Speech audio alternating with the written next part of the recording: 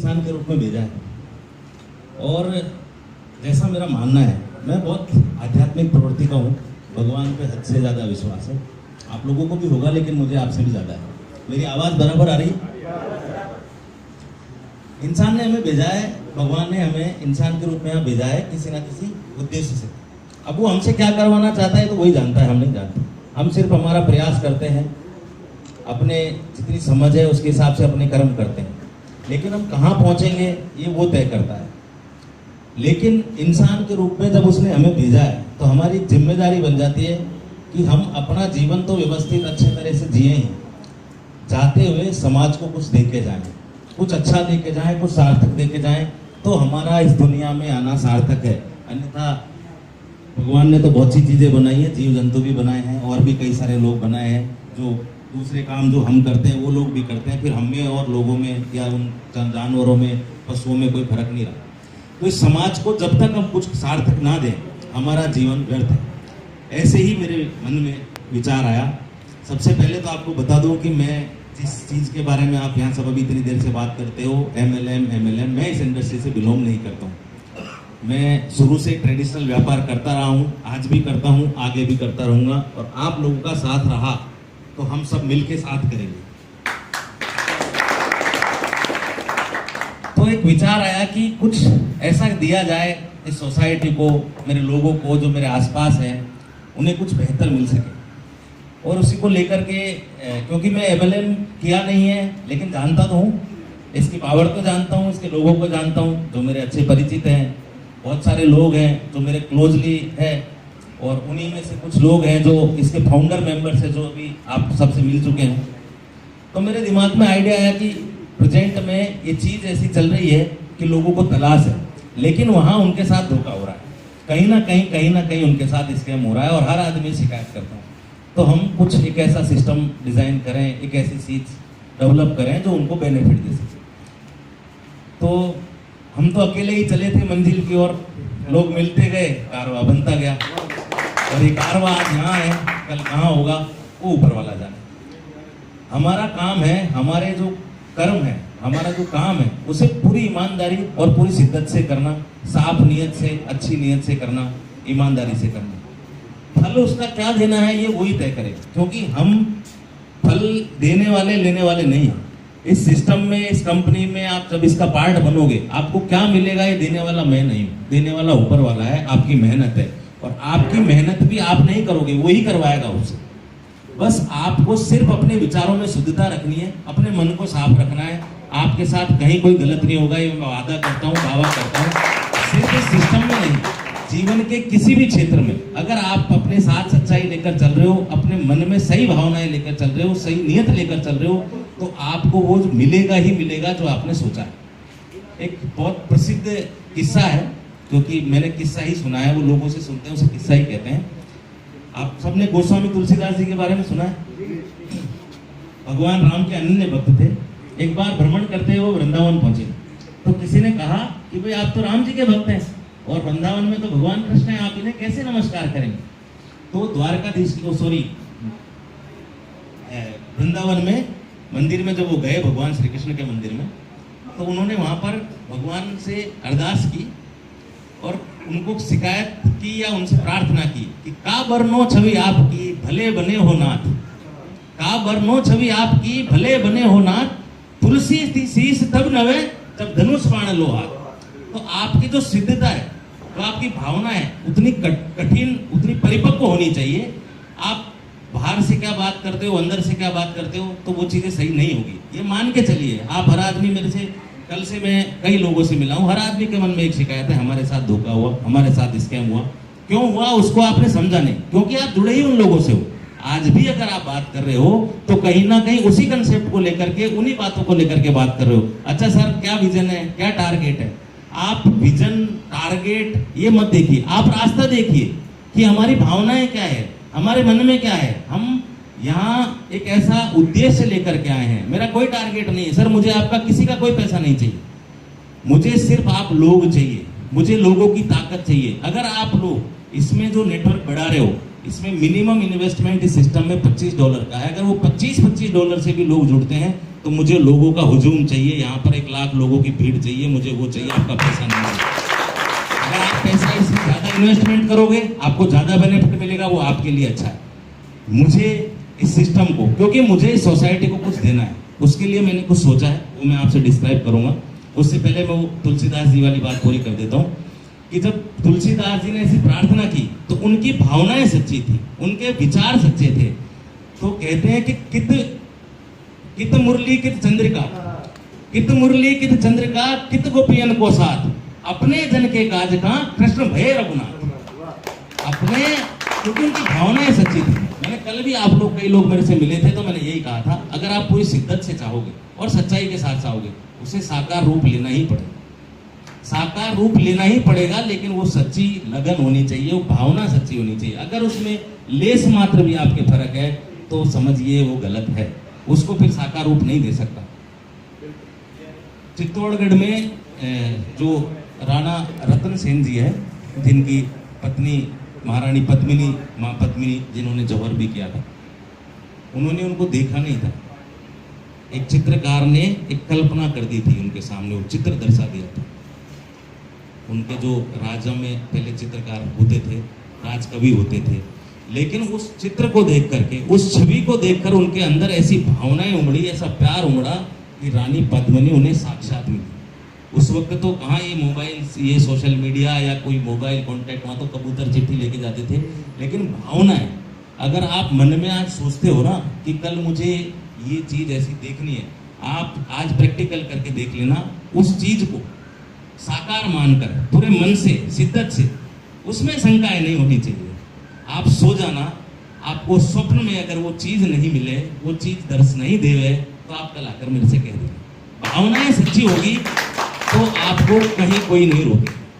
दूसरी बात दोस्तों, मैं बहुत कम समय लूंगा क्योंकि मैं आपको यहाँ लेक्चर देने के लिए नहीं हूँ, मैं आपका हिस्सा हूँ। एक जिम्मेदारी है मेरे पर आप सबकी, क्योंकि आप मेरे से जुड़े हो। तो मैं आपको जहाँ जितना मुझे अनुभव है, मैं आपको गाइड करूँगा, आपको लीड करूँगा।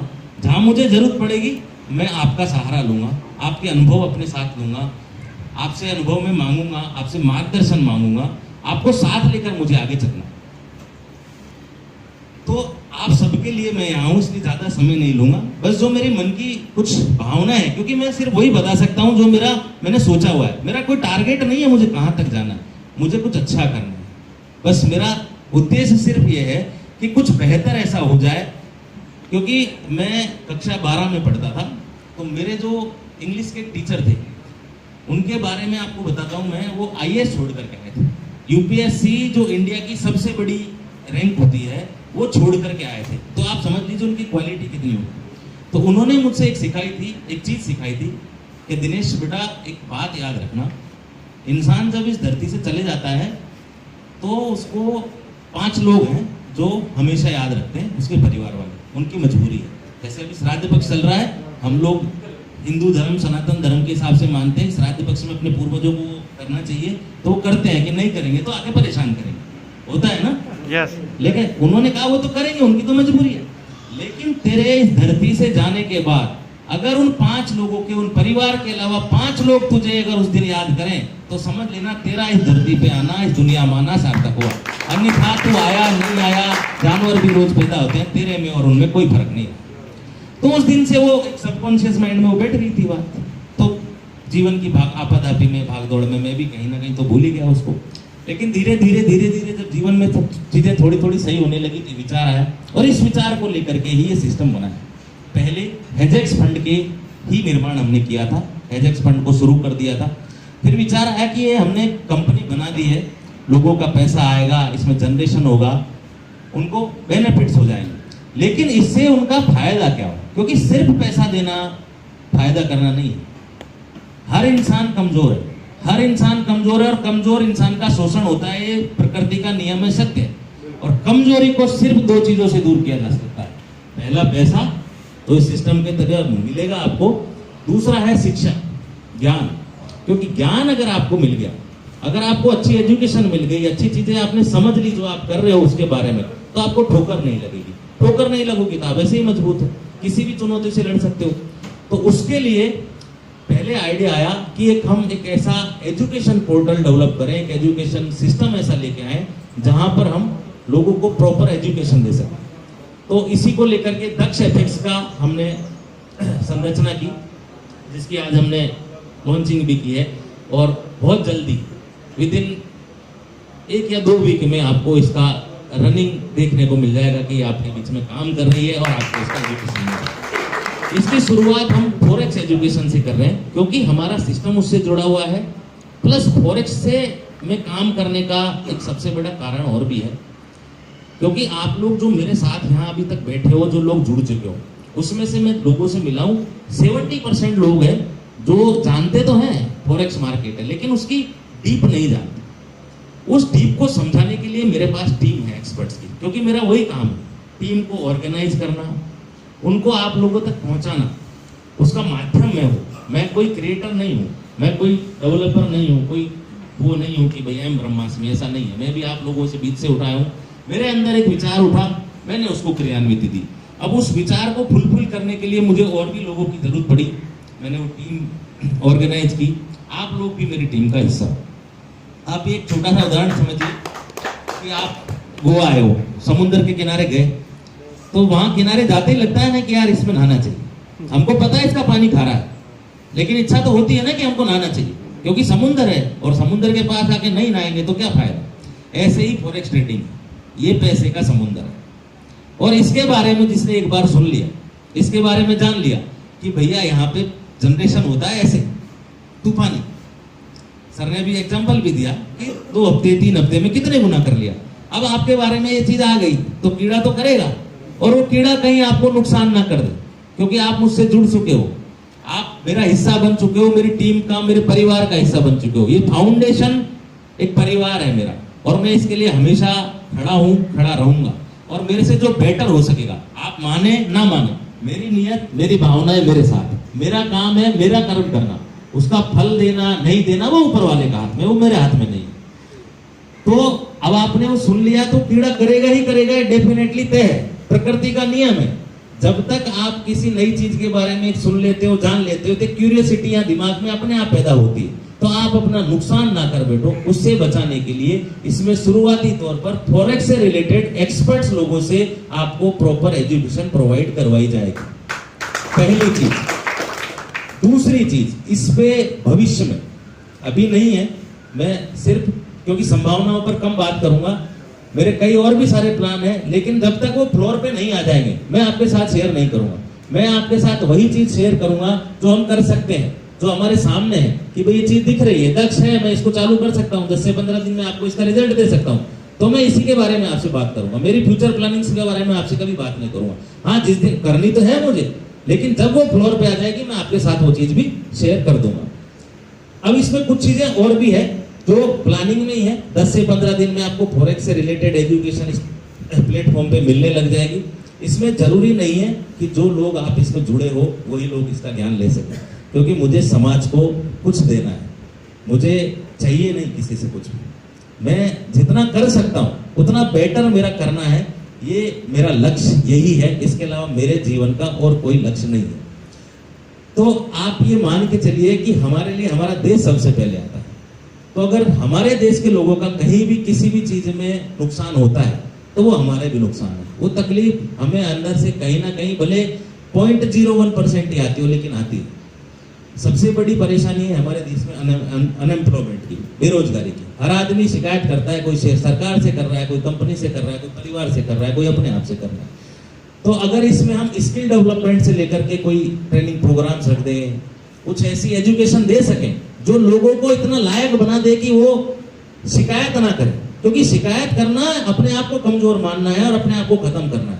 आप किसी भी परिस्थिति में अगर खड़े रहकर शिकायत कर रहे हो तो मतलब कि आप उससे लड़ नहीं पा रहे। शिकायत नहीं करना, एक्सेप्टेंस की जो है ये है, इससे ही लड़ना है, इससे जूझना है, इससे ही पार पाना है, तो हम उससे जीत जाएंगे। अगर हम शिकायत करेंगे तो हम अटक जाएंगे। शिकायत नहीं करना। मेरे सामने ये है, इसकी जगह कोई बेटर हो सकता था, वो कल सोचूंगा मैं बैठ करके जब मुझे समय मिलेगा। वर्तमान स्थिति में मैं किसी से शिकायत ना करके इसी का आनंद लूं और इसी पे वर्क करूं तो कुछ पा जाऊंगा।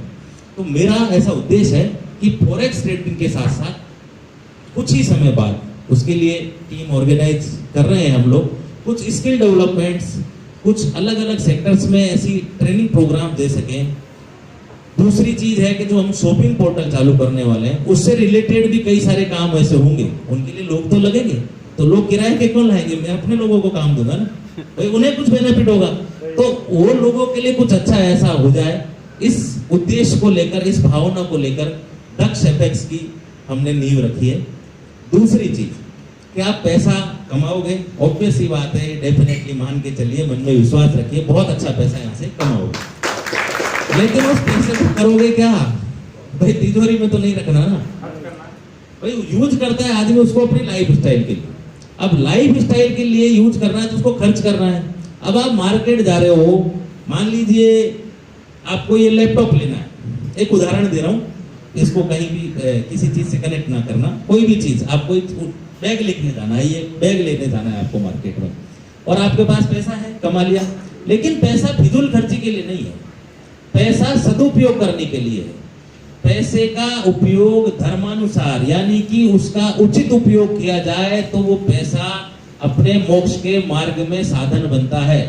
ये हमारे शास्त्र कहते हैं कि हमारा जो धन है, हमारा जो स्व अर्जित धन है, अगर वो सही अर्थों में कमाया गया है, धर्म के माध्यम से कमाया गया है, और धर्मार्थ का मतलब ये नहीं सिर्फ दान देना, धर्मार्थ का मतलब उसका उचित उपयोग हो, उसका अपव्यय ना हो, तो वो हमारे मोक्ष के मार्ग में साधक बनता है।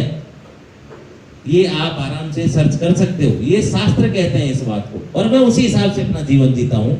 कोई माने ना माने, मेरे को किसी को यकीन नहीं दिलाना है, मेरे को अपने मन को यकीन दिलाना है, और वो जो चीज मैं सोचता हूँ उसको मुझे मेरी कार्यशैली में दिखाना है, तो लोग माने। तो आप मान लीजिए बैग लेने गए, इसकी कीमत 1000 रुपए है, और आप इसको कहीं 2000 रुपए देने पड़ रहे हैं, तो वो अपव्यय ही है उसका। हमारी नजर में अपव्यय है, कंपनी की नजर में नहीं।